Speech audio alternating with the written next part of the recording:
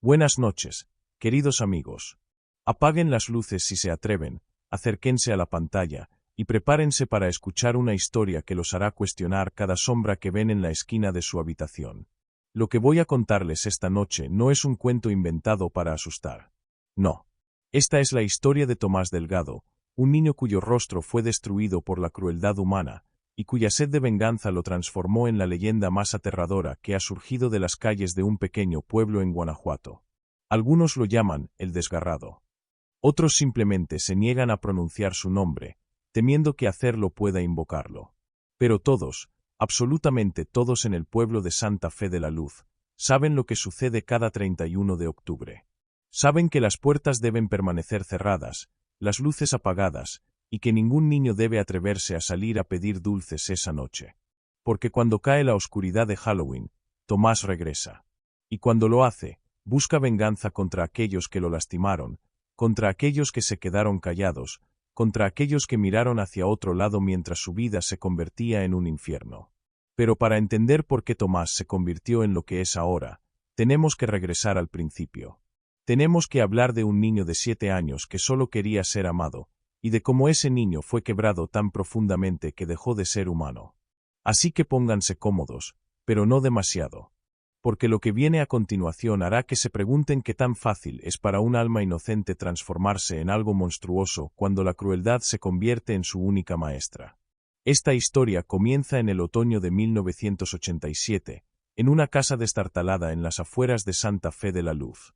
Era una construcción de adobe que se desmoronaba lentamente, con ventanas rotas reparadas con cartón y una puerta que nunca cerraba completamente. Ahí vivía Tomás con su padrastro, Héctor Maldonado, un hombre que había convertido el alcohol y la violencia en su religión particular. La madre de Tomás había muerto cuando él tenía 5 años, víctima de una enfermedad que nunca fue diagnosticada correctamente porque no tenían dinero para doctores. Héctor, quien había sido su pareja durante solo 2 años, decidió quedarse con el niño. No por amor o compasión, sino porque el gobierno le daba un subsidio mensual por cuidar de un menor huérfano. Ese dinero, por supuesto, nunca se gastaba en Tomás. Se gastaba en botellas de tequila barato y apuestas en peleas de gallos. Tomás era un niño delgado y pequeño para su edad, con grandes ojos cafés que siempre parecían estar buscando aprobación o al menos una pequeña muestra de afecto. Su ropa siempre estaba sucia y rota, sus zapatos demasiado pequeños para sus pies en crecimiento. Los otros niños en la escuela primaria local lo evitaban, no solo por su apariencia, sino porque llevaba consigo un aura de tristeza tan profunda que era casi contagiosa. Los maestros notaban los moretones. Veían cómo Tomás se estremecía cada vez que alguien levantaba la voz. Observaban cómo comía su almuerzo escolar con una desesperación que solo viene de no saber cuándo será tu próxima comida. Pero nadie decía nada. En los años 80, en los pueblos pequeños de México, había una regla no escrita: lo que sucede dentro de una casa, se queda dentro de esa casa. La violencia doméstica era un asunto familiar, en el que nadie debía entrometerse. La profesora Ramírez era quizás la única que había intentado ayudar. Una vez, después de ver a Tomás con un ojo morado particularmente severo, había llamado a los servicios sociales. Pero cuando el trabajador social visitó la casa, Héctor había limpiado el lugar, se había puesto su mejor ropa, y había actuado como el padrastro del año. Tomás, aterrorizado por lo que Héctor le haría si decía la verdad, había confirmado que todo estaba bien, que el moretón había sido un accidente jugando fútbol. El trabajador social había cerrado el caso. Y esa noche, Héctor le había dado a Tomás la peor paliza de su vida por casi arruinar todo.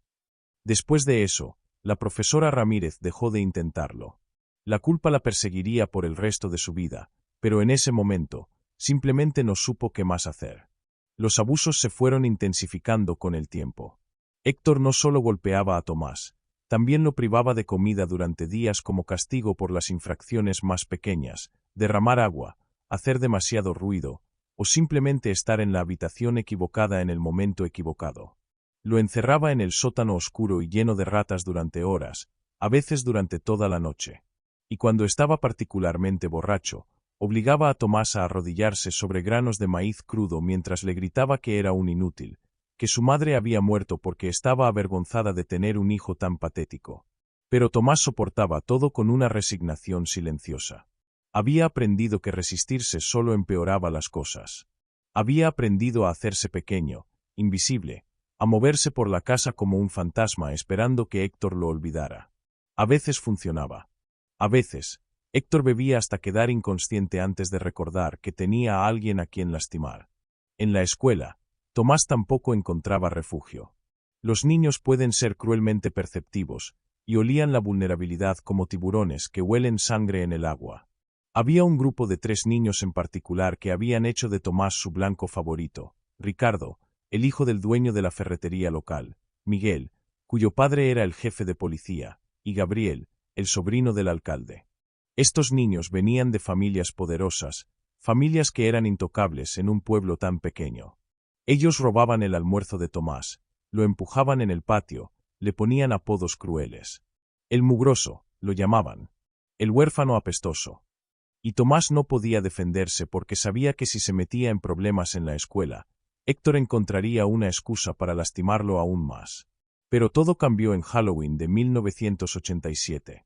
Ese fue el día en que Tomás Delgado dejó de ser humano. Era un viernes por la tarde, y la escuela había organizado una pequeña celebración de Halloween. Los niños habían llegado disfrazados, había dulces, juegos, y decoraciones naranjas y negras colgando de las paredes del salón. Tomás no tenía disfraz, por supuesto. Héctor le había dicho que Halloween era una estupidez gringa y que no iba a gastar ni un peso en eso. Así que Tomás se sentó en una esquina del salón, observando a los otros niños reír y jugar, sintiendo esa familiar punzada de soledad que ya era como un órgano extra en su cuerpo. La profesora Ramírez, sintiéndose culpable, le había dado algunos dulces, pero Ricardo se los había arrebatado mientras ella no miraba, burlándose de Tomás frente a todos.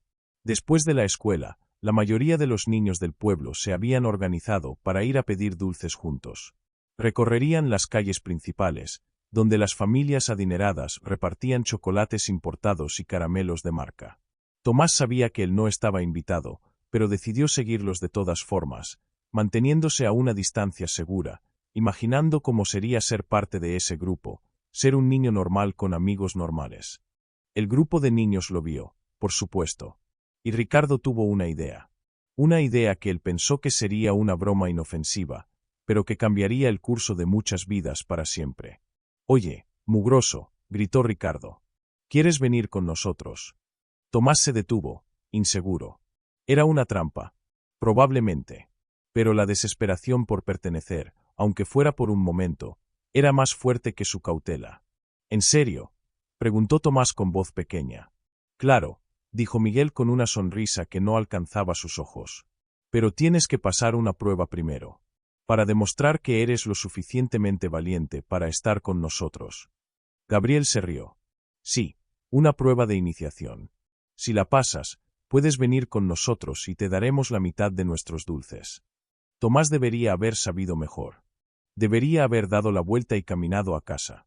Pero cuando eres un niño de 7 años que ha sido rechazado toda su vida, incluso la más mínima posibilidad de aceptación vale cualquier riesgo. «¿Qué tengo que hacer?», preguntó. Pero antes de continuar con esta oscura historia, mis queridos amigos, permítanme hacer una pausa. Si hasta ahora esta historia de tragedia y crueldad les ha helado la sangre, si están preparados para descubrir cómo un niño inocente se transformó en una criatura de pesadilla, entonces les pido que se suscriban a este canal. Denle like a este vídeo, porque créanme, necesitarán recordar que no están solos cuando las imágenes de lo que viene a continuación comiencen a atormentarlos en sus sueños. Activen la campanita de notificaciones, porque las historias que tengo preparadas harán que esta parezca un cuento infantil. Y ahora, si están listos, continuemos. Porque lo que esos 3 niños le hicieron a Tomás esa noche de Halloween, es donde comienza el verdadero horror. Los 3 niños llevaron a Tomás a las afueras del pueblo, a una zona industrial abandonada donde solía haber una fábrica de textiles. El lugar llevaba años cerrado, y los edificios se estaban desmoronando lentamente. Era el tipo de lugar que los padres advertían a sus hijos que evitaran, lleno de escombros peligrosos, vidrios rotos, y según los rumores locales, vagabundos peligrosos. La prueba es simple, explicó Ricardo mientras caminaban entre los edificios deteriorados. Tienes que entrar a ese edificio de ahí. Señaló hacia una estructura particularmente ominosa, de 3 pisos con la mayoría de sus ventanas rotas. Subir hasta el tercer piso, y traernos algo que demuestre que llegaste hasta arriba. Cualquier cosa sirve. Tomás miró el edificio con aprensión. Estaba oscureciendo rápidamente, y el edificio parecía un monstruo agachado en las sombras, esperando devorar a cualquiera lo suficientemente tonto como para entrar. Está bien, dijo finalmente. Lo haré.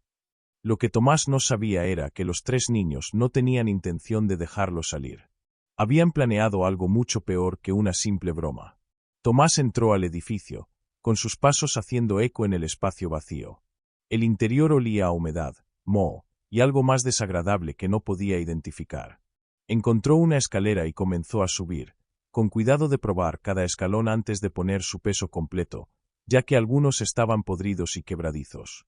Mientras tanto, afuera, Ricardo, Miguel y Gabriel estaban ejecutando su plan.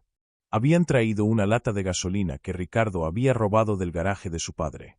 Con risas nerviosas que enmascaraban lo monstruoso de lo que estaban a punto de hacer, comenzaron a rociar gasolina alrededor de la entrada del edificio y en las paredes de madera seca del primer piso. ¿Estás seguro de esto?, preguntó Miguel, de repente inseguro. Aunque solo tenía 8 años, algo en su instinto le decía que esto estaba mal, muy mal. Solo vamos a asustarlo, dijo Ricardo con más confianza de la que realmente sentía. No vamos a quemar todo el edificio. Solo un fueguito pequeño en la entrada para que piense que no puede salir. Se va a asustar tanto que probablemente se orine encima. Va a ser graciosísimo. Gabriel sacó el encendedor que había robado de la casa de su tío.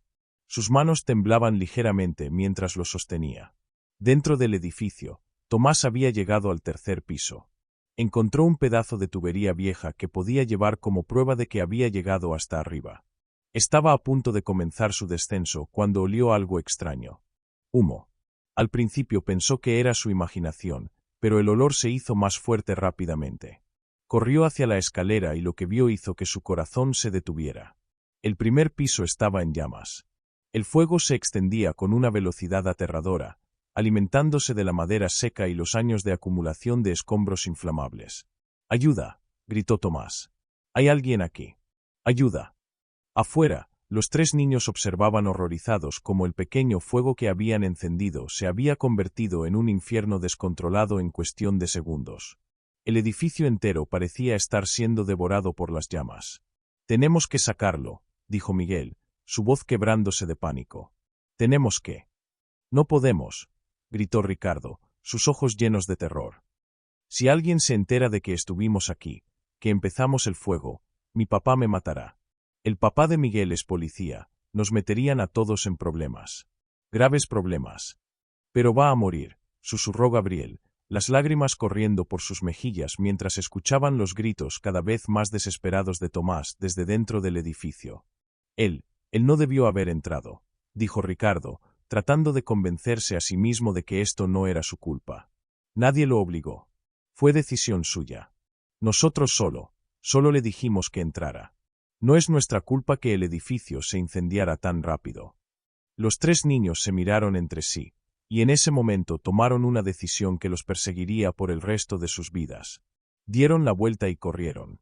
Corrieron tan rápido como pudieron, alejándose del edificio en llamas, de los gritos de Tomás, de su conciencia que gritaba que esto estaba mal. Tomás, atrapado en el tercer piso, observaba con terror cómo las llamas subían por las escaleras, cortando su única ruta de escape. El humo era denso y negro, quemando sus pulmones con cada respiración. El calor era insoportable, y podía sentir cómo la piel de su cara comenzaba a ampollarse solo por la proximidad al fuego. Desesperado, corrió hacia una de las ventanas rotas. Estaba a 3 pisos de altura, pero quizás si colgaba del alféizar y se dejaba caer. No, era demasiado alto. Moriría al impactar contra el suelo de concreto abajo. Las llamas estaban cada vez más cerca. El calor era insoportable. Tomás cerró los ojos, pensando en su madre, preguntándose si pronto estaría con ella. Al menos entonces ya no sentiría dolor. Ya no sentiría miedo. Ya no sentiría nada. Pero entonces sucedió algo. En su desesperación absoluta, en ese momento entre la vida y la muerte, algo dentro de Tomás se rompió. O quizás algo despertó. Sintió una rabia tan pura, tan concentrada, que era casi tangible. Rabia contra Héctor por años de abuso. Rabia contra los maestros que miraron hacia otro lado. Rabia contra los niños que lo torturaban. Y sobre todo, rabia contra Ricardo, Miguel y Gabriel por dejarlo morir. Esa rabia le dio una última explosión de adrenalina. Tomás agarró la tubería que había recogido y la usó para romper completamente el marco de madera podrida alrededor de la ventana. Luego, sin pensarlo demasiado porque pensar significaría paralizarse, se lanzó por la ventana. No apuntó al suelo. Apuntó a un enorme contenedor de basura industrial que estaba aproximadamente 2 metros alejado del edificio. Era un tiro imposible para un niño de 7 años, pero de alguna manera, impulsado por pura voluntad de sobrevivir, lo logró. Su pequeño cuerpo voló por el aire, atravesando el espacio que separaba el edificio del contenedor, y aterrizó con un impacto brutal sobre un montón de bolsas de basura y escombros. El dolor fue instantáneo y abrumador. Sintió algo romperse en su brazo izquierdo. Pero estaba vivo. De alguna manera imposible, estaba vivo. Se arrastró fuera del contenedor justo cuando el techo del edificio comenzaba a colapsar con un rugido ensordecedor. Cayó al suelo y quedó allí, jadeando, tosiendo humo negro, su cuerpo gritando de agonía. Fue entonces cuando se tocó la cara y sintió algo húmedo y pegajoso. Sangre. Mucha sangre. Durante su caída, el lado izquierdo de su cara había rozado contra algo en el contenedor, probablemente un pedazo de metal afilado o vidrio roto. El dolor había sido tan grande en todas partes que no había notado este daño específico hasta ahora. Se arrastró hasta un charco de agua sucia cerca y miró su reflejo a la luz de las llamas del edificio en llamas. Lo que vio hizo que su sangre se helara. El lado izquierdo de su cara había sido desgarrado. No era un corte limpio, era un desgarro irregular y profundo que iba desde su frente, a través de su ojo izquierdo, cruzando su mejilla y terminando en su mandíbula. El ojo estaba arruinado, colgando parcialmente de su cuenca. La carne estaba abierta, mostrando músculo y hueso debajo. Era una herida que cambiaría su rostro para siempre, convirtiéndolo en algo sacado de una pesadilla. Y mientras Tomás miraba su reflejo mutilado, mientras escuchaba las sirenas de bomberos acercándose en la distancia, mientras sentía su sangre formar charcos a su alrededor, algo dentro de él murió.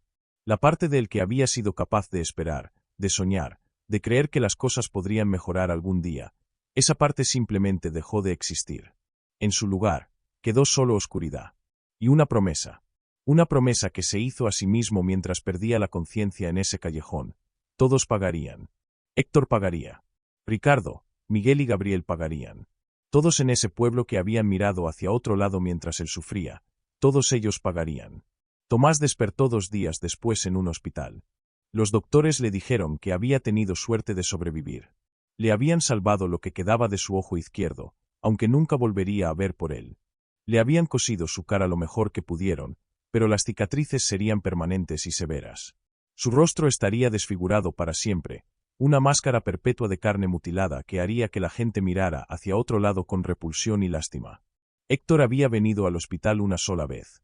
Miró a Tomás con una expresión de disgusto y dijo: «Ya eras feo antes. Ahora eres un monstruo. Ni siquiera el gobierno va a querer darnos dinero por un niño que se ve así». Luego se fue y nunca regresó. Los servicios sociales finalmente intervinieron. Con Héctor desaparecido y Tomás claramente incapaz de cuidarse solo, fue enviado a un orfanato en la ciudad.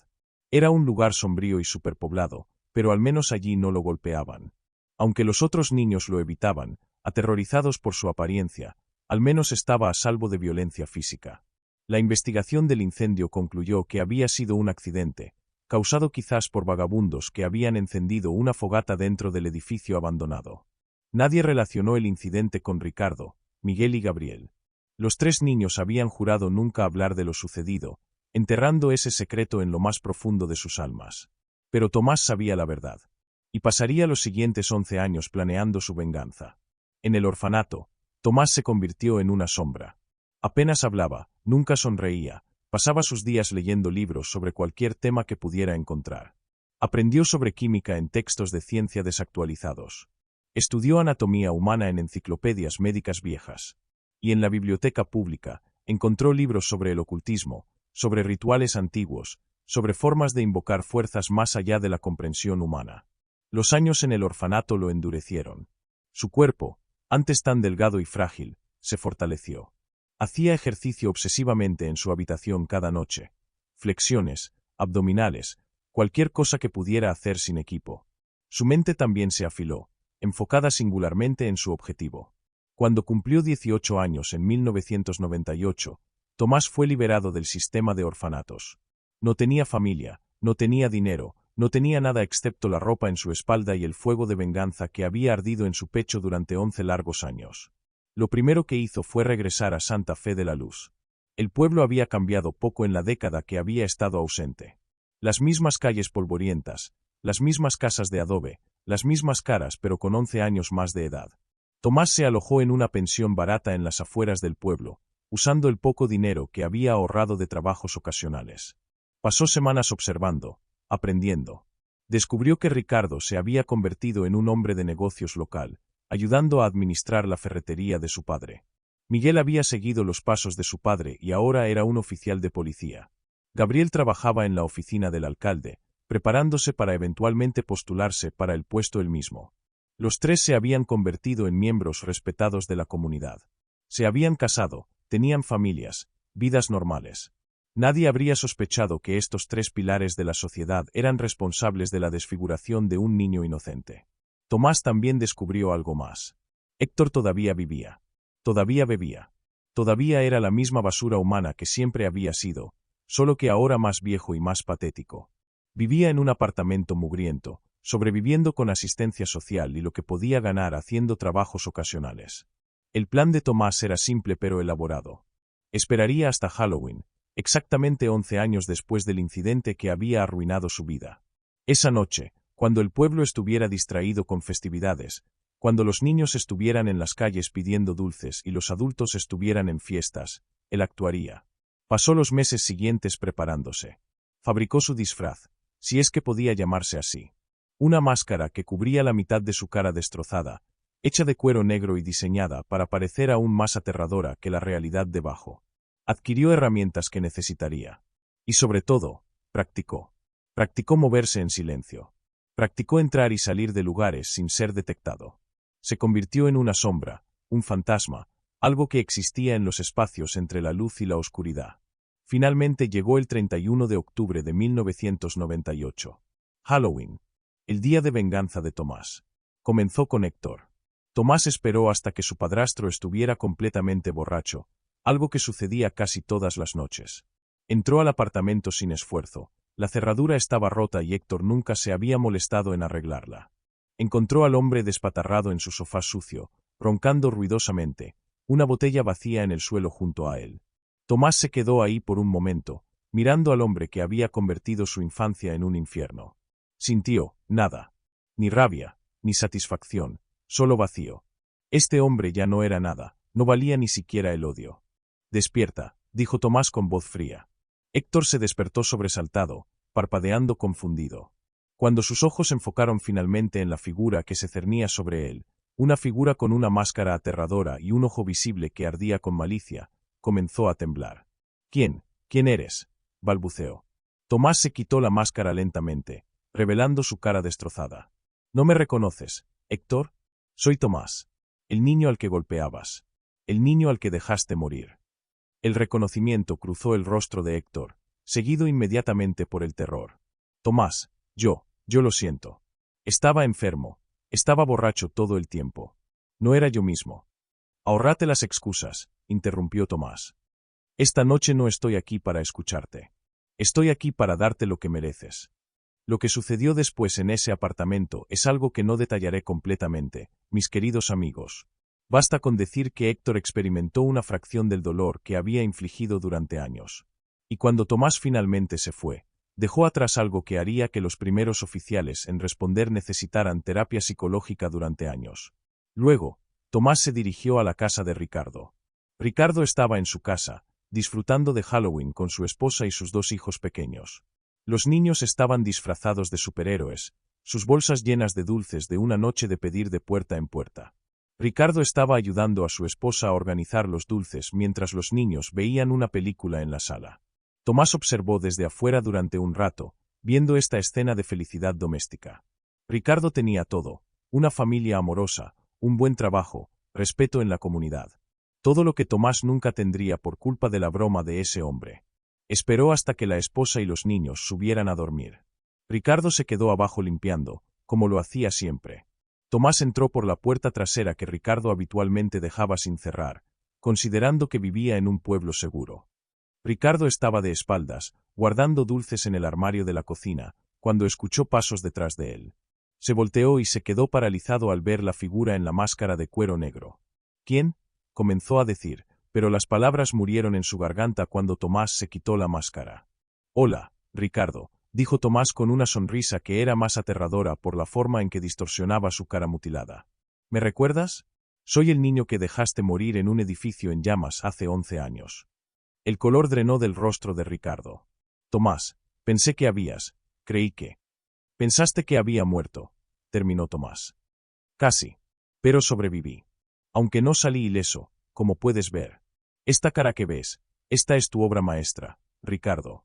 Tú y tus amigos me hicieron esto. Fue un accidente, susurró Ricardo, retrocediendo. Solo era una broma. No queríamos, nunca quisimos que te lastimaras. Pero me lastimé. Y ustedes corrieron. Me dejaron morir. Nunca le dijeron a nadie la verdad. Dejaron que todos creyeran que fue mi culpa, que fui lo suficientemente estúpido como para entrar solo a un edificio abandonado. Lo siento, dijo Ricardo, y para su crédito, sonaba genuino. Las lágrimas corrían por sus mejillas. Lo siento tanto. No pasa un día sin que piense en eso, sin que me odie por lo que hicimos. Tus disculpas no significan nada para mí, respondió Tomás fríamente. He venido por lo único que puede equilibrar las escalas. He venido por justicia. Lo que sucedió en esa cocina esa noche se convertiría en leyenda en Santa Fe de la Luz. Los gritos de Ricardo despertaron a su familia, pero para cuando la policía llegó, Tomás ya se había ido. Ricardo estaba vivo, técnicamente, pero lo que Tomás le había hecho, bueno, hay heridas que nunca sanan, especialmente las que se infligen en la psique. Miguel fue el siguiente. Como oficial de policía, era el objetivo más peligroso. Estaba armado y entrenado. Pero Tomás había esperado 11 años por este momento. Había planeado cada detalle meticulosamente. Miguel estaba trabajando el turno de noche ese Halloween, patrullando las calles para asegurarse de que las festividades permanecieran pacíficas. Tomás lo había estado siguiendo durante horas, esperando el momento perf. Reintentar. Continuar. Ecto. Finalmente, Miguel detuvo su patrulla en una calle solitaria para responder a una llamada de radio sobre el incidente en la casa de Ricardo. Tomás se acercó desde atrás, moviéndose con el sigilo que había perfeccionado durante años. Golpeó la ventana del conductor con fuerza suficiente para asustar a Miguel, pero no para romperla. Miguel giró bruscamente, su mano yendo instintivamente a su arma, pero se congeló cuando vio la cara desfigurada presionada contra el vidrio. Miguel, dijo Tomás con voz ahogada por el vidrio. Sal del auto. Tenemos asuntos pendientes. Miguel reconoció esa cara inmediatamente, a pesar de las cicatrices, a pesar de los años. Era la cara que había visto en sus pesadillas durante 11 años. Tomás, susurró, su voz quebrándose. Dios mío, eres tú. Sal del auto, Miguel. O entro y te saco. Tu elección. Miguel sabía que debería llamar por refuerzos, debería usar su arma, debería hacer algo, cualquier cosa excepto lo que estaba haciendo. Pero la culpa que había cargado durante 11 años lo paralizaba. Parte de él sentía que merecía lo que sea que Tomás había venido a hacer. Abrió la puerta lentamente y salió del vehículo, sus manos visibles, sin acercarse a su arma. Escucha, dijo, su voz temblando. Sé que lo que hicimos fue imperdonable. He vivido con eso cada día. Me he convertido en policía tratando de, tratando de compensar de alguna manera. Tratando de proteger a personas como tú, personas vulnerables. Qué noble, dijo Tomás con sarcasmo. Pero ¿sabes qué, Miguel? Tu culpa no me devuelve mi cara. Tu culpa no borra los años de dolor, las burlas, el hecho de que nunca podré tener una vida normal. Tu culpa es solo eso, culpa. No es justicia. Entonces llévame, dijo Miguel, y para sorpresa de Tomás, el hombre extendió sus manos como si esperara ser esposado. Arréstenme. Testificaré contra Ricardo y Gabriel también. Les diremos a todos la verdad sobre lo que hicimos. Iremos a prisión. Es lo que merecemos. Tomás no esperaba esto. Había esperado súplicas, negaciones, quizás un intento de huir. No había esperado aceptación. Rendición. ¿Crees que es tan simple?, preguntó Tomás, su voz llena de una rabia que había estado conteniendo durante años. ¿Crees que un juicio, una sentencia de prisión, de alguna manera arregla esto? No, admitió Miguel, lágrimas corriendo por su rostro. Nada puede arreglar esto. Pero es un comienzo. Es algo. Tomás, por favor. No dejes que lo que te hicimos te convierta en un monstruo. No dejes que nuestro pecado destruya lo que queda de tu humanidad. Por primera vez en 11 años, Tomás sintió algo que no era odio o vacío. Era confusión. Incertidumbre. Miguel tenía razón en algo. Si continuaba por este camino, si tomaba su venganza de la manera que había planeado, ¿en qué se convertiría? ¿En algo peor que aquellos que lo habían lastimado? Pero entonces recordó. Recordó las palizas de Héctor. Recordó las burlas en la escuela. Recordó estar atrapado en ese edificio en llamas, gritando por ayuda mientras ellos corrían. Recordó despertar en el hospital y ver su cara destrozada por primera vez. Y la confusión se evaporó, reemplazada por la fría certeza de su propósito. Ya no tengo humanidad que destruir, dijo finalmente. Ustedes se aseguraron de eso hace 11 años. Lo que sucedió después fue rápido y brutal. Miguel intentó alcanzar su arma en un último momento de instinto de supervivencia, pero Tomás era más rápido. Había pasado años preparándose para este momento, y no iba a dejar que terminara de otra manera que no fuera la que había planeado. Cuando terminó, Tomás dejó a Miguel en su patrulla, vivo pero apenas. Como con Ricardo, las heridas físicas sanarían eventualmente, pero las psicológicas, esas permanecerían para siempre. Finalmente, quedaba Gabriel.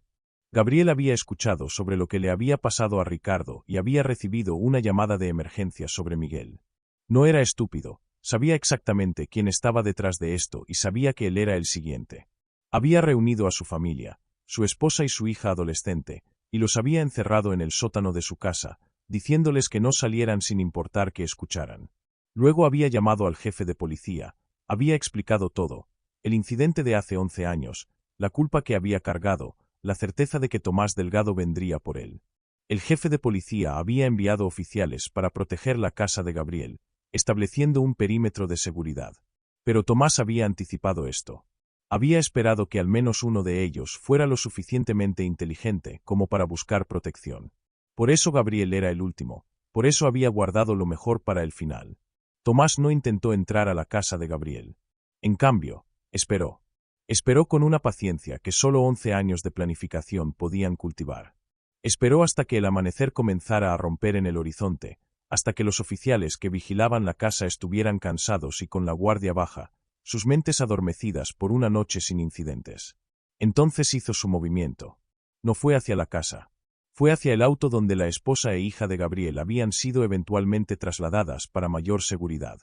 Había un solo oficial vigilando el vehículo, y ese oficial estaba cabeceando de sueño. Tomás se acercó en silencio, usando las sombras del amanecer como cobertura. Golpeó la ventana del auto suavemente, y la hija de Gabriel, una niña de 14 años llamada Sofía, giró y lo vio. Sus ojos se abrieron de terror al ver su cara desfigurada presionada contra el vidrio. Tomás no tenía intención de lastimar a la niña o a su madre. No eran culpables de nada excepto amar a la persona equivocada. Pero necesitaba que Gabriel saliera, necesitaba sacarlo de su fortaleza protegida. Dile a tu padre que salga, articuló Tomás en silencio a través del vidrio. Dile que si no sale, entraré. Y no me detendré. Sofía comenzó a gritar, despertando al oficial adormecido y alertando a todos en la propiedad. Gabriel salió corriendo de su casa, su rostro pálido de terror al ver a Tomás junto al auto donde estaba su familia. Aléjate de ellas, gritó Gabriel, corriendo hacia el auto. Los oficiales lo siguieron, pero Gabriel fue más rápido, impulsado por el miedo de un padre por sus seres queridos. Tomás se alejó del auto, caminando lentamente hacia la calle vacía. Gabriel lo siguió, ignorando los gritos de los oficiales que le decían que se detuviera, que dejaran que ellos manejaran la situación. Aquí estoy, Tomás, dijo Gabriel cuando alcanzó el centro de la calle, deteniéndose a varios metros de distancia de Tomás. Soy yo a quien quieres. Déjales en paz. Ellas no tienen nada que ver con esto. Tienes razón, admitió Tomás. Pero necesitaba que salieras. Necesitaba mirarte a los ojos cuando finalmente ajustáramos cuentas.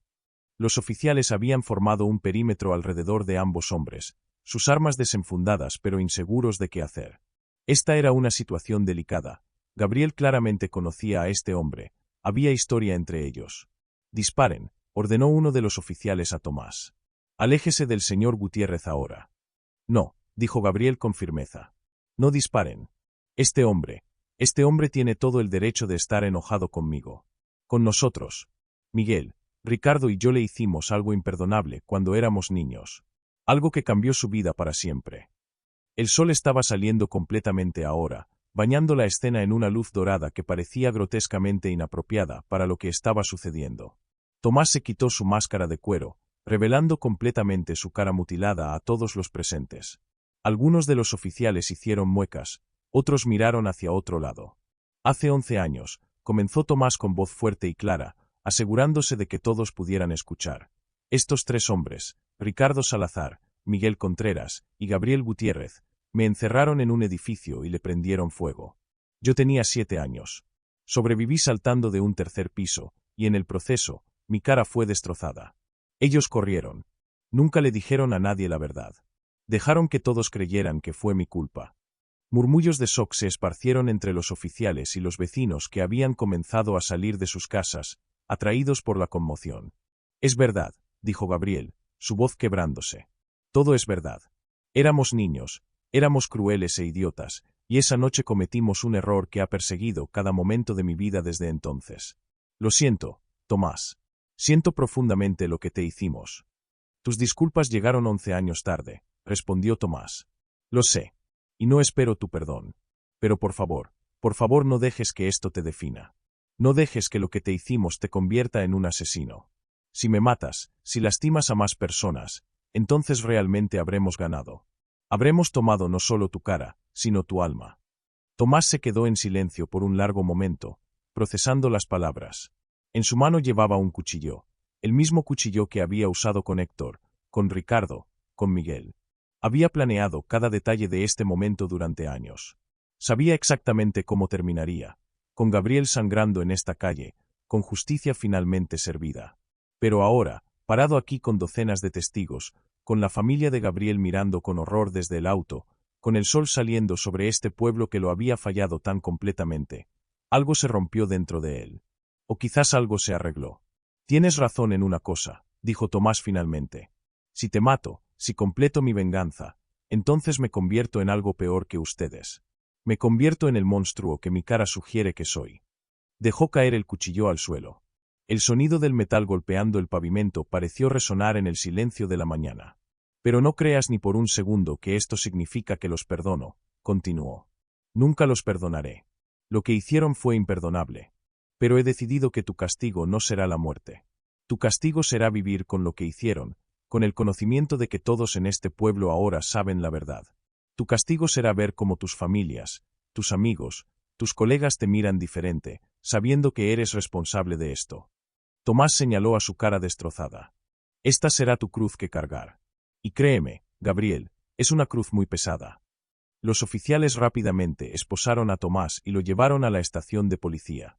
Fue acusado de múltiples cargos, asalto agravado, allanamiento de morada, y aunque Héctor había muerto en su apartamento, había suficiente evidencia para sugerir defensa propia dado el historial de abuso de Héctor. El juicio se convirtió en un circo mediático. La historia del niño abusado que se convirtió en un vengador desfigurado captó la atención nacional. Los abogados defensores de Tomás argumentaron que había sido víctima de abuso sistemático, que el sistema lo había fallado repetidamente, que sus acciones, aunque extremas, eran el resultado directo de años de trauma no tratado. Ricardo, Miguel y Gabriel testificaron, admitiendo públicamente su papel en el incidente que había desfigurado a Tomás. Fueron acusados como cómplices de agresión gravísima y negligencia criminal por no reportar el incidente. Aunque el Estatuto de Limitaciones había expirado para algunos cargos, la Corte de Opinión Pública fue implacable. Ricardo perdió su negocio cuando los clientes dejaron de frecuentar su ferretería. Miguel fue forzado a renunciar del departamento de policía. Gabriel nunca volvió a ocupar un cargo público. Sus vidas, aunque no terminadas físicamente, fueron destruidas socialmente. Tomás fue sentenciado a 15 años de prisión, pero con posibilidad de libertad condicional después de 7 debido a circunstancias atenuantes. Durante su tiempo en prisión, algo notable sucedió. Comenzó a recibir cartas. Cientos de ellas. De otras víctimas de abuso, de personas que habían sido intimidadas, de aquellos que sentían que el sistema de justicia los había fallado. Se convirtió en un símbolo no intencional, una figura que representaba la rabia reprimida de todos aquellos que habían sido lastimados y olvidados. Algunos lo veían como un héroe, otros como un villano.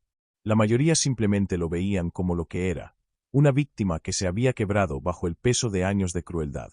Tomás cumplió 8 años antes de ser liberado por buena conducta en el año 2006. Cuando salió, el mundo había cambiado. Las redes sociales estaban comenzando a dominar la comunicación. Su historia había sido documentada extensivamente en Internet, convirtiéndose en una leyenda urbana moderna. Decidió abandonar Santa Fe de la Luz para siempre. Se mudó a una ciudad grande donde nadie lo conocía, donde podía ser anónimo. Cambió su nombre legalmente y comenzó a trabajar en un centro de rehabilitación para víctimas de abuso doméstico, usando su propia experiencia para ayudar a otros. Nunca se quitó las cicatrices de su cara, esas eran permanentes, pero con el tiempo, aprendió a vivir con ellas. Aprendió que su valor como persona no estaba definido por su apariencia o por la venganza que había tomado, sino por las elecciones que hacía cada día para ser mejor que aquellos que lo habían lastimado. Pero en Santa Fe de la Luz, la leyenda persistió y creció. Cada Halloween, los padres advierten a sus hijos sobre el desgarrado, sobre el niño con la cara mutilada que regresa cada 31 de octubre buscando niños crueles para castigar. Algunos dicen que es solo una historia para asustar, una forma de asegurarse de que los niños se porten bien. Pero otros, aquellos que estuvieron allí ese Halloween de 1998, aquellos que vieron a Tomás parado en esa calle al amanecer con su cara destrozada expuesta al mundo, ellos saben la verdad. Saben que los monstruos reales no nacen. Son creados. Creados por años de crueldad, por sistemas que fallan, por personas que miran hacia otro lado cuando deberían intervenir. Y en las noches de Halloween, cuando las sombras son más largas y los niños disfrazados llenan las calles, algunos residentes de Santa Fe de la Luz todavía afirman ver una figura solitaria caminando por las calles. Una figura con una máscara de cuero negro que oculta cicatrices terribles. Una figura que observa a los niños, asegurándose de que ningún acosador vaya demasiado lejos, de que ningún niño vulnerable sea dejado atrás. Algunos dicen que es solo la culpa colectiva del pueblo manifestándose. Otros insisten en que Tomás realmente regresa cada año, como un guardián oscuro que protege a aquellos que una vez fueron como él. La verdad, como suele ser, probablemente está en algún punto intermedio. Y ahora, mis queridos amigos, hemos llegado al final de esta oscura historia. Pero antes de que se vayan, antes de que apaguen sus pantallas y continúen con sus vidas, tengo una pregunta para ustedes. Una pregunta que espero consideren seriamente. Si ustedes fueran Tomás, si hubieran sufrido años de abuso insoportable, si hubieran sido desfigurados de por vida por la crueldad de otros niños, si el sistema completo hubiera fallado en protegerlos una y otra vez, ¿qué harían? ¿Buscarían venganza como lo hizo Tomás? ¿Encontrarían alguna manera de perdonar y seguir adelante? ¿O se convertirían en algo aún más oscuro, algo que no pudiera detenerse una vez que comenzara? Y si fueran uno de los 3 niños, Ricardo, Miguel o Gabriel, si hubieran cometido un error terrible en su infancia que arruinó la vida de alguien, ¿cómo vivirían con esa culpa? ¿Sería suficiente una disculpa? ¿Pasarían el resto de sus vidas tratando de compensar ese error? ¿O se convencerían de que fueron solo niños, que no pueden ser responsables para siempre por las acciones de su juventud? Estas no son preguntas fáciles. No hay respuestas correctas o incorrectas. Pero son preguntas que vale la pena hacer, especialmente en un mundo donde el acoso escolar sigue siendo un problema masivo, donde los niños vulnerables siguen cayendo a través de las grietas del sistema, donde la crueldad casual puede tener consecuencias que duran toda la vida. Déjenme sus pensamientos en los comentarios. ¿Fue justificada la venganza de Tomás o fue demasiado lejos? ¿Merecían Ricardo, Miguel y Gabriel lo que les sucedió, o ya habían sufrido suficiente con su culpa? ¿Y qué responsabilidad tienen los adultos, los maestros, los trabajadores sociales, los vecinos, que vieron señales de abuso pero no hicieron nada? Más importante aún, si ven a un niño siendo abusado o acosado en su propia comunidad, ¿qué harán? ¿Intervendrán? ¿Denunciarán? ¿O mirarán hacia otro lado como tantos lo hicieron con Tomás, convenciéndose de que no es su problema, que alguien más lo manejará? Porque al final, esa es la verdadera lección de esta historia. Los monstruos no nacen en la oscuridad. Nacen en la luz del día, criados por la crueldad y la indiferencia de aquellos que deberían saber mejor. Y cada vez que miramos hacia otro lado cuando alguien necesita ayuda, Cada vez que permitimos que el abuso continúe sin control, estamos plantando las semillas para el próximo Tomás Delgado. Así que la próxima vez que vean a alguien siendo lastimado, la próxima vez que tengan la oportunidad de intervenir, de hacer la diferencia en la vida de alguien vulnerable, recuerden esta historia. Recuerden que su acción o inacción podría ser la diferencia entre salvar a un niño o crear un monstruo. Duerman bien esta noche, mis amigos.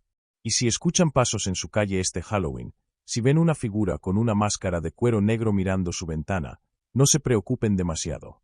El desgarrado solo busca a aquellos que lastiman a los indefensos. Si sus manos están limpias, si su conciencia está clara, no tienen nada que temer. Pero si alguna vez han acosado a alguien, si alguna vez han mirado hacia otro lado mientras alguien sufría, si alguna vez han sido crueles solo porque podían, bueno, en ese caso, quizás deberían verificar que sus puertas estén bien cerradas. Porque la venganza, como dice el dicho, es un plato que se sirve frío. Y Tomás Delgado ha tenido muchos años para que su venganza se enfríe a la perfección.